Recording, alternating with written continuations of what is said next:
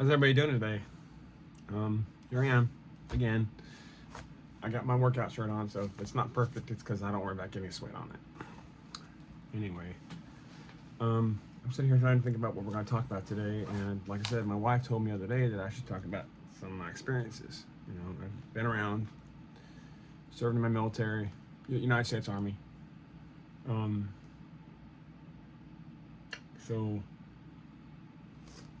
let's talk about how I met my wife. My wife and I, when we met,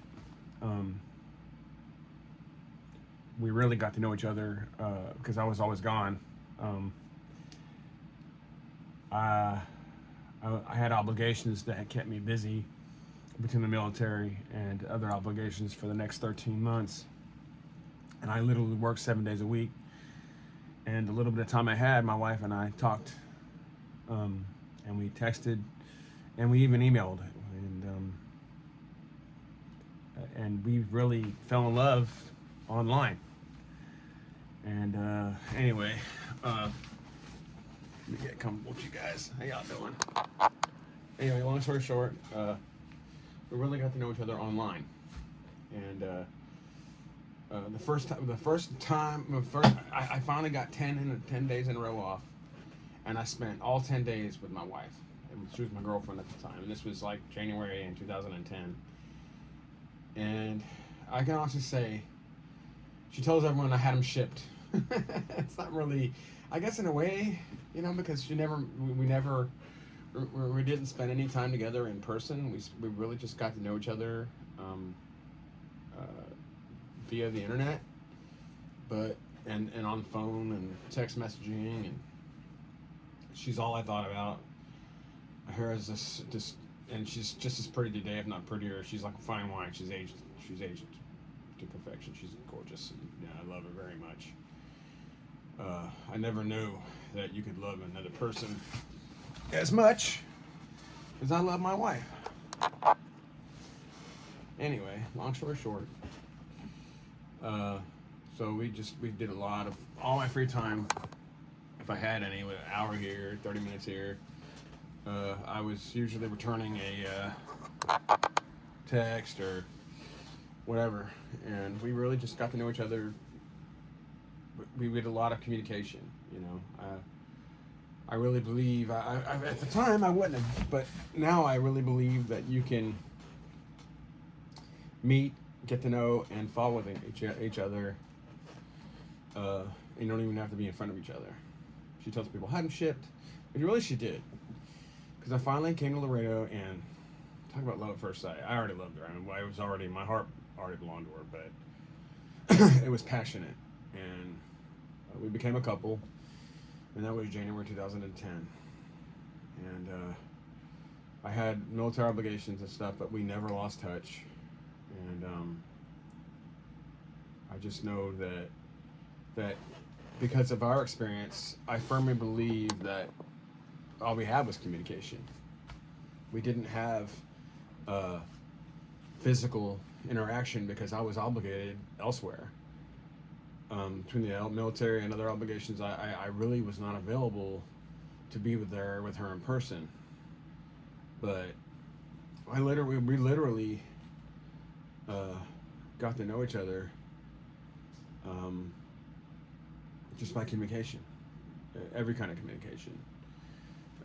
We met in 2009, and we spent all 2009 talking, texting, communicating that way, or whatever.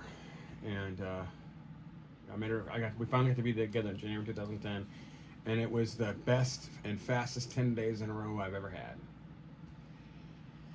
And I just she showed me her city, and we spent a lot of time together, watched movies together.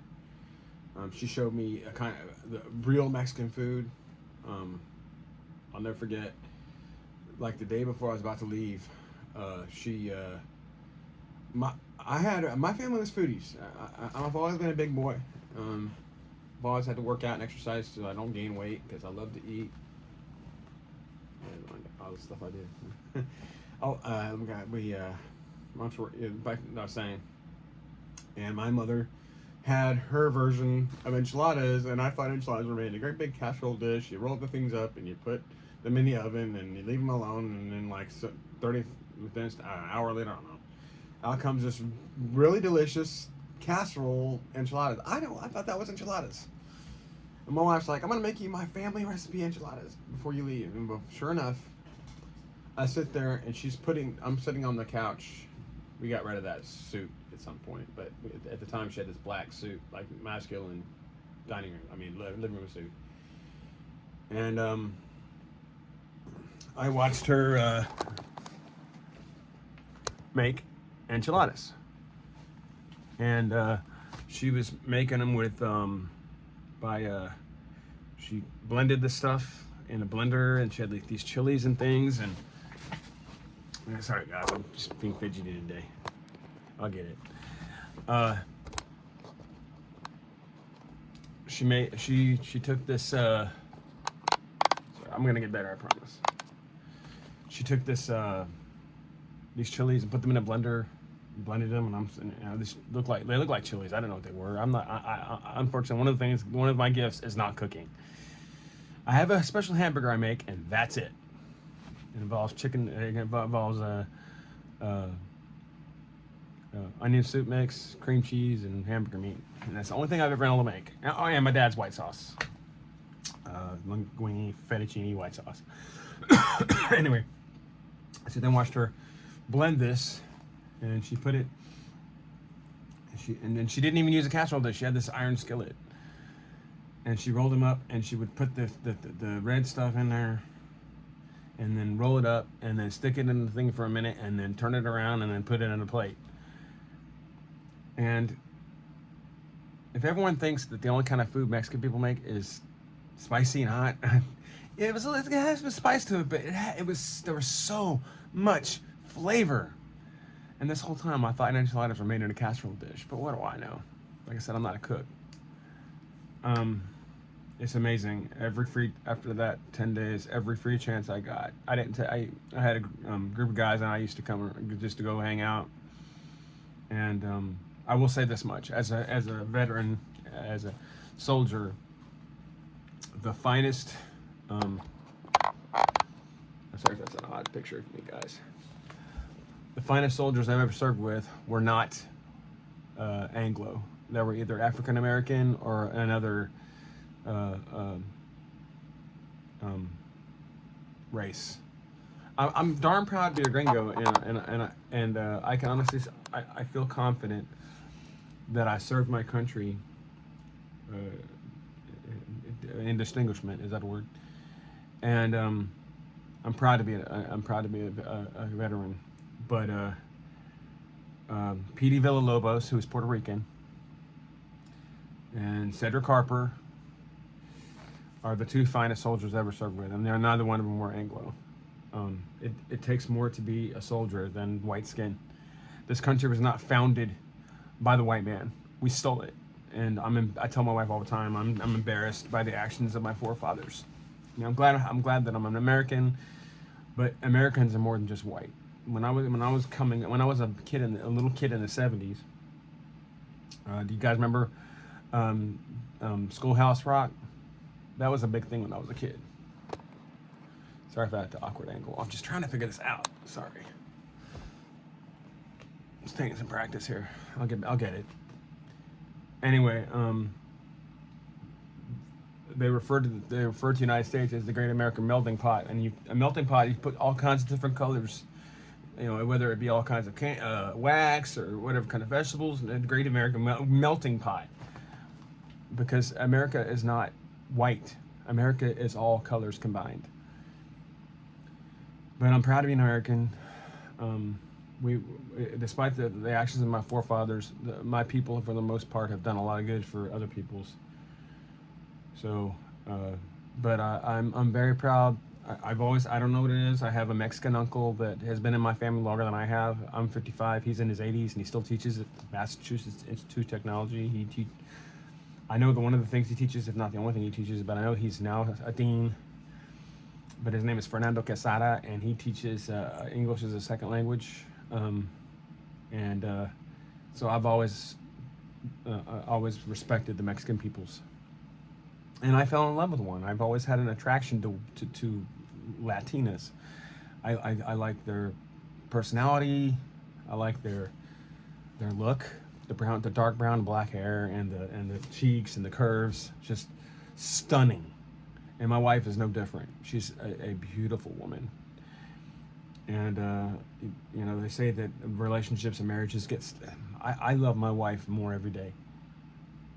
I never knew that. I never knew this kind of love existed. I've loved before, but I think this is the first time in my life I've ever really been in love. I mean, I feel it. I've never felt that. I feel it in here all the time. And I'm proud of her. I'm proud to be with her. And there's certain leaders in this country that think that just because your skin isn't white or because you're not a billionaire, you're not anything. It takes more than the content of what's in your pocket or the color of your skin to make you a good person. My wife is not only is she beautiful, but she's funny, and she swears up and down. Comedy is for stupid people, but she cracks me up. And she's smart. She's very smart, and she's beautiful. And instead of hanging out with my buddies, like I said, my Cedric and Petey or Billy, instead of hanging out with my buddies, I would spend all my free time with Diana, and the relationship grew and grew and grew. And I told her at one point, I was married before in the 90s. And those of you out there that are familiar with the term Dear John letter, it's not just an expression, it's a real thing. And I got one, but that's another story. I didn't really get a Dear John letter. I walked into a Dear John letter before it was written. I'll tell you that story another time. But I'll tell you that story maybe tomorrow. I'll tell you about why I have a son that I didn't know about. I'll just tell you this for tomorrow. One of the reasons our marriage didn't work is she wanted to have kids, and I couldn't make that happen for her. I did all the required medical testing and whatnot, and determined that I was not capable of fathering a child. But apparently miracles happen, and Tyler happened. I'll tell you more tomorrow. Anyway, all my free time was with Diana, and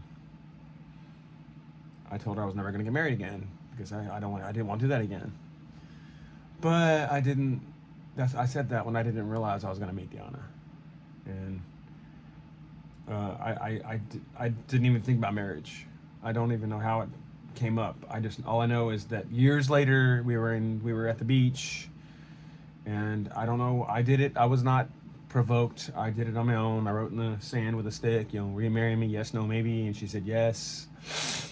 And on July 9th, 2017, we were married, legally married. She's my wife. She will be my wife 9 years this year.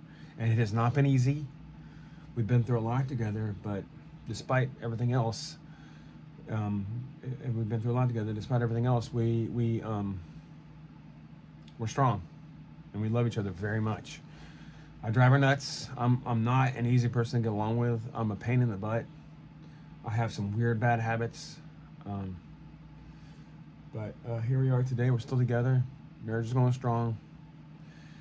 And I guess the whole moral of the story is you never know what tomorrow holds for you. Just expect anything, because I didn't know that Diana was in store for me, and I wouldn't have married anybody else.